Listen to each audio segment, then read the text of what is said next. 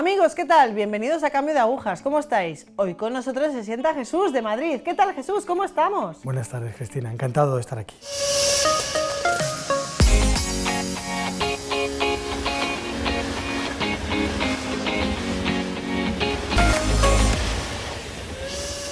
Bueno, pues cuéntanos un poco de tu infancia, de tu juventud, de tu familia, tu niñez, en qué tipo de educación te criaste. Bueno, mi familia es una familia cristiana, en especial mi madre, y siempre me he criado en un ambiente muy cristiano. La verdad que después de mi conversión ha sido todo muy sencillo.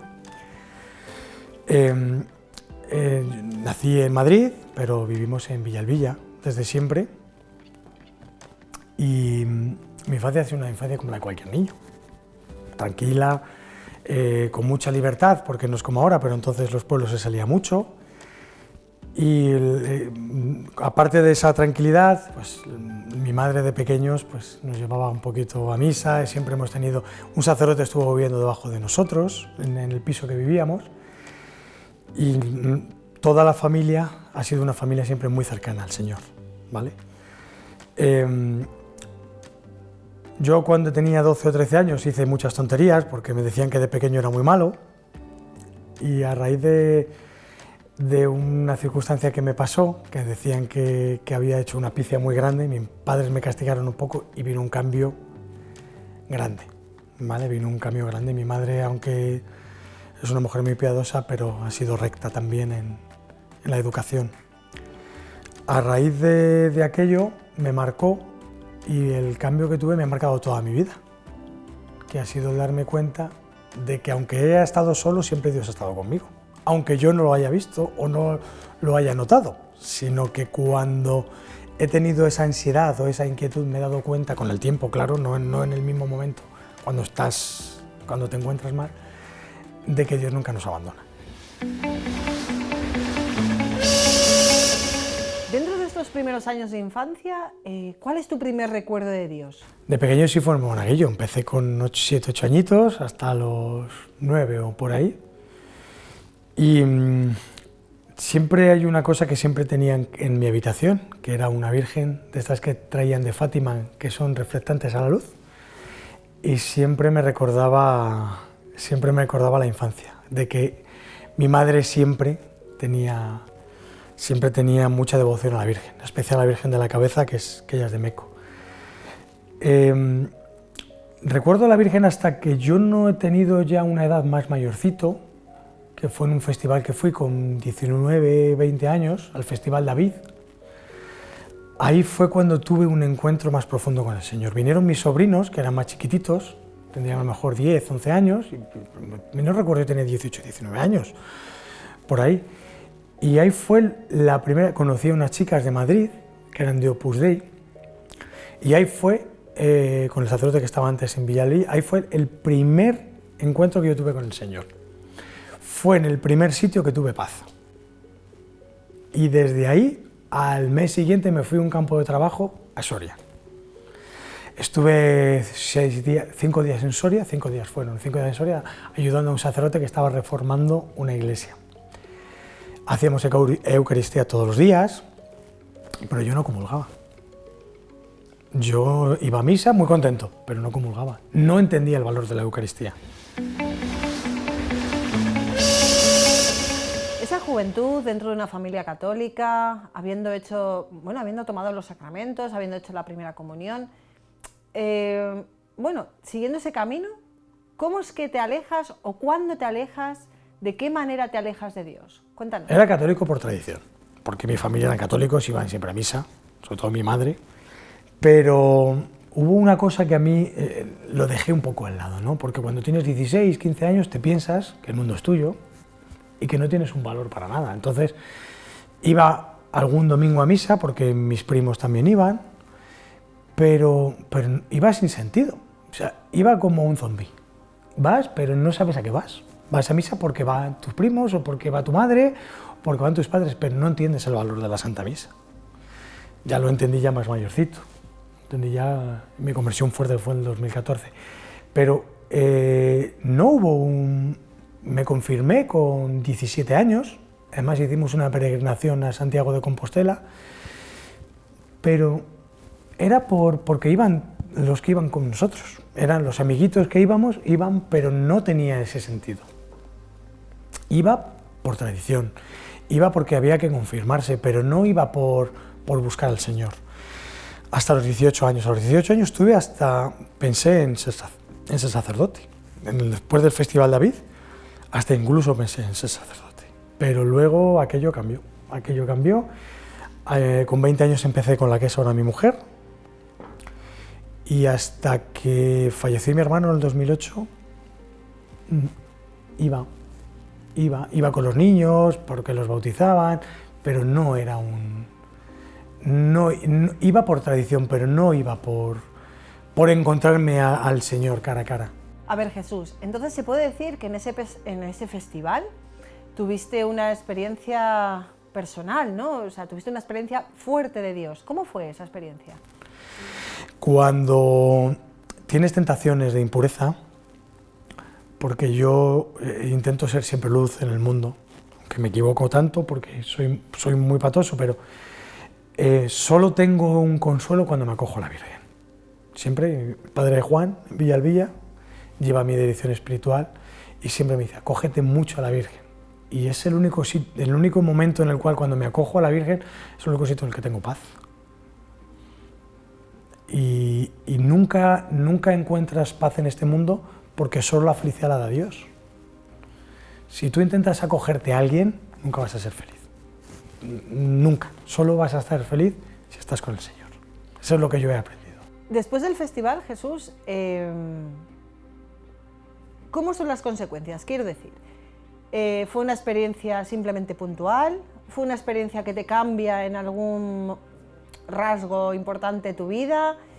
¿Es algo que te cala? ¿Es algo que simplemente pasa? ¿Qué pasó después de esa experiencia? ¿Se produce un cambio en ti? Después del festival estuve un tiempo que estuve muy feliz, pero aquello pasó. Me fui abandonando al Señor, dejé todo, me dedicaba a trabajar, me dedicaba a hacer tonterías, a salir con algunos amigos, pero luego ya cuando empecé con mi mujer pasó un poco todo de los amigos y tal, más a ella, ¿no? Porque al final te dedicas más a tu pareja, que al final es a lo que tienes que intentar, y hasta mi matrimonio, que me casé con 28 años, pasé por el mundo que no sé cómo. Hoy día no me acuerdo cómo pasaron esos años. Recuerdo algunas cosas, pero pocas cosas. Pasé por el mundo como un tonto, como si lo único que hacía era como un cerdo, comer y dormir. Esa es la vida que yo llevé. Has comentado también uno de los acontecimientos importantes en tu vida, el fallecimiento de uno de tus hermanos. ¿Podrías comentarnos un poco cómo influyó esto en ti, en tu familia? ¿Qué significó para ti este hecho? Bueno, en el año 2008, en el 28 de agosto, que era el día de San Agustín, mi hermano falleció en un accidente y mi cuñada también, un accidente de moto. Ahí fue un punto de inflexión para todos, no solo para mi madre, que es la que yo creo que al principio lo llevó peor, pero luego la fe a ella la moldeó y la endureció. O sea, yo me sorprendí muchas veces como esa mujer estaba tan... Porque al principio yo pensaba que eran los hijos de mi hermano o mis hijos, pero no. Fue la Santísima Virgen la que hizo que esa mujer soportara ese dolor. Y ella, y a todos, en general, a todos nos marcó. En especial más a mí, porque me encontré, cuando llegué, ya me encontré a mi hermano fallecido en la carretera. Me marcó mucho porque me di cuenta que sin el Señor no somos nadie. Todo lo que pasó fue por algo. Y bueno, espero que mi hermano y mi cuñada estén en el cielo ya, pero bueno, dejaron a mis dos sobrinos, que también eran muy jovencitos, y a mí me marcó especialmente lo vulnerable que me vi. Me vi que ante cualquier cosa desapareces, ¿no? Entonces, por eso, cuando vino mi conversión más fuerte, intento confesar todas las semanas, porque nunca sabemos dónde viene el día y la hora. E intento estar siempre en gracia de Dios lo máximo posible. Eso es lo que más me ha marcado. No por ser solamente devoto del Padre Pío, sino por no saber lo que me va a pasar. Porque digo, es que si me alejo del Señor, estoy perdido, ¿no? Por eso siempre estoy tanto con Él. Intento estar siempre más con Él. A raíz de este hecho, del fallecimiento de tu hermano, ¿qué haces? ¿Te rebotas contra Dios? ¿Te enfadas? ¿O aceptas el plan que tenía Dios para tu hermano? ¿Qué ocurre? Al principio te enfadas, porque más que nada me enfadé no por el sufrimiento de mis sobrinos, ni por el sufrimiento de la familia, sino por el sufrimiento de mi madre. Pero al final, cuando vas teniendo los acontecimientos que te van pasando día a día, te das cuenta de que por ser católico o por creer en Dios no te van a pasar cosas malas. Por creer en Dios yo me partí la muñeca trabajando, pues te pasa. O mi hijo Miguel, el pobre, pues nació en la pandemia y perdió un riñón. Pues es que hay cosas que pasan, no por creer en Dios o por amar a la Santísima Virgen, no te van a pasar cosas malas. Lo que te da es la fortaleza, que es uno de estos dones del Espíritu Santo, a aguantar esos golpes de este mundo. Eso es lo que te ayuda. La fe lo que te ayuda es a que lo que te viene, pues dices, Señor, si tú lo has querido, pues algo será. Esa es la mayor fuerza que puede tener un cristiano, ese don de fortaleza, de estos dones del Espíritu Santo, ese es el mayor que hay. Y a través de ahí intentar cambiar, intentar ser mejor persona, intentar no fallar a los tuyos ni sobre todo al Señor. Y bueno, no es una cosa que a mí me marcara especialmente posterior, en los primeros años sí, pero luego no. Mi conversión fuerte, que fue en 2014, en la Divina Misericordia, en Villalbilla, ahí me di cuenta de que todo pasa por algo y de que si el Señor lo quiso, por algo sería. Vale, ¿cómo es ese momento, digamos, de conversión más madura, más duradera? Más de ahora, no como ese momento que tuviste un poco más de joven, digamos, esa conversión que ya crees que es la conversión, ¿cómo fue? He tenido dos encuentros, los más fuertes con el Señor. El primero fue en el 2014, en la Divina Misericordia, que iba el sacerdote, el Padre Eliseo, pasando la custodia uno por uno, y tuve un descanso en el Espíritu. Noté cómo flotaba, y fue en el momento en el cual empecé a tener paz conmigo mismo, porque yo con mi hermano no tenía una relación muy buena y yo ahí tenía una culpabilidad de no haber arreglado las cosas con él, pero claro, nadie sabe que va a pasar una desgracia si en una casa, nunca lo sabe. Y luego el mayor encuentro que yo he tenido con el Señor, y es el que más me ha marcado, fue el día de mi consagración a la Inmaculada Concepción. Ese día, una amiga que tengo que se llama Masiena, que es polaca, y otra que se llama Sofía, me dijeron, tienes que ir a conocer a la Madre Superiora porque te tiene que ver. Yo me consagraba a las 7 de la tarde, ¿vale? Yo estuve a las 12 de la mañana, estuve con ella. Cuando fui, empezamos a hablar. Y ella me dice, bueno, ¿cómo te llamas? Porque claro, yo entré y no nos presentamos, empezamos a hablar, yo hablo tanto, pues yo creo que no la dejaba a la pobre ni hablar. Y le digo, me llamo Jesús, y empezó a sonreír. Y le digo, madre, ¿y usted cómo se llama? Y me dice, yo me llamo Inés. Digo, ahí va, se llama usted como mi madre, que también se llama Inés. Y me dice, sí, y a partir de esta tarde, yo siempre seré tu madre. Y cuando tú te haga falta algo, siempre estaré aquí. Eso fue lo más bonito que yo he vivido en mi vida. No he tenido un momento de un mayor amor y de una tranquilidad, de un saber que la Virgen estaba conmigo tan grande como ese día. De hecho, ese fue el día que salimos todos juntos en mi familia. Mi madre no salíamos todos juntos, y el día que me consagré a la Virgen salimos juntos, dimos una vuelta por la Plaza Cervantes en Alcalá de Henares, que está cerca de las Concepcionistas, luego salimos a cenar, y vi a mi madre aquel día muy feliz. Y ese día fue, yo creo que de los mejores de mi vida. Ha sido el día en el cual yo noté un amor grande hacia mí y hacia lo que yo debería hacer a partir de ahí. Luego, cuando te consagras a la Virgen, las gracias que consigues para tu familia son grandísimas, ¿no? Más de las que vemos y de las que veremos. Pero una de las mayores gracias que ves es que tú tienes que ser la luz en tu casa. O sea, yo cuando llego a mi casa, llego siempre cabreado porque el trabajo y tal, pero cuando dejo mi rosario, que siempre llevo rosario en el bolsillo, cuando dejo el rosario, digo, está aquí la madre conmigo, tengo que cambiar el chip.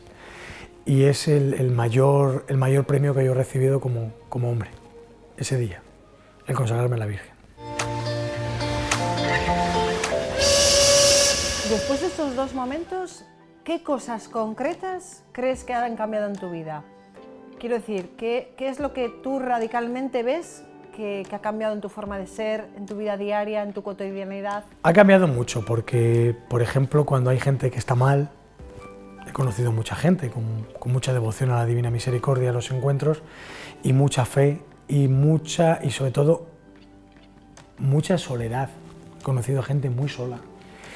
Y cuando he conocido a esa gente que está tan sola y he conocido a esa gente que está tan llena del mundo y o sea, como si llenara un vaso, ¿no? Y lo que tenemos que hacer es, el vaso está lleno del mundo y lo que le tenemos que llenar es del Señor, ¿no? Hay tanta gente que a mí me pide un consejo o me dice, Jesús, reza por mí, o Jesús me cuenta su problema, y algunas veces, fíjate, me llaman y me cuentan su problema y me dicen, ¿estás ahí? Digo, sí, claro que te estoy escuchando. El aprender a escuchar, que yo no aprendí a escuchar. Yo no dejaba escuchar a nadie. Cuando alguien me cuenta un problema, yo le escucho. Le doy un consejo lo más cercano a los 10 mandamientos, ¿no? Y eso es lo que ha cambiado en mí, que he pasado de una persona que le daba igual si yo veía a alguien perdido, a que si alguien me pide consejo, o si alguien me pide oración, o si veo que alguien necesita de mí, intento estar. Eso es lo que ha cambiado en mí. Me ha moldeado el Señor, el corazón. Yo tenía un corazón de piedra y ahora algo de piedra tendrá porque no soy santo, pero ya algo de carne tiene. Por ejemplo, pilares de tu vida, nos has hablado del rosario, pero ¿qué significa, por ejemplo, para ti la oración, la Eucaristía? ¿Qué significa? O sea, ¿son pilares también para ti? ¿Los ves necesarios? Lo que yo más necesito es la Eucaristía. Cuando te llenas del Señor, no te importa nada más, sino estar con Él. Y eso es lo que ha cambiado. Para terminar, Jesús, ¿qué le dirías a una persona que está metida en la monotonía de la vida, se deja llevar en su día a día? ¿Qué consejo, qué palabra, qué mensaje le dirías a esa persona que tú la ves que está fuera de Dios, que vive simplemente el día, que se deja llevar, que le pasan las semanas y los días sin más? Mi consejo es que hagan como yo, que esperen a que llegue el domingo con alegría para ir a la iglesia y a la Eucaristía. Mi consejo, aparte de todo esto, es que no tengan miedo, porque mucha gente no se acerca más al Señor por miedo. Y no es que no hay miedo, es que cuando tú estás cerca del Señor no tienes que tener miedo de nadie. Algunas veces, algunas personas, cuando han visto a alguien con posesión, han tenido mucho miedo. Y mi consejo les he dicho siempre, el demonio es muy fuerte y muy poderoso, pero Cristo es más fuerte. Entonces, no tengáis miedo de amar a la Virgen, no tengáis miedo de amar al Señor, porque solo vais a tener paz amando al Señor. Si tú estás casado, si no pones al Señor entre medias de ti, no va a haber una felicidad en un matrimonio. Porque tú puedes querer mucho a alguien, pero alguien es imperfecto, yo soy imperfecto, y estoy lleno de defectos, mi mujer también. Pero si tú pones a Dios entre los dos, seremos una sola carne. Ese es el consejo que le doy, que no tengan miedo a ir a misa y que la gente le dirá o mirarán y que es un camino duro, pero es el camino correcto. Jesús, muchísimas gracias por estar hoy aquí con nosotros. Tu testimonio va a hacer mucho bien. Gracias. De nada, Cristina, ha sido un placer estar aquí contigo.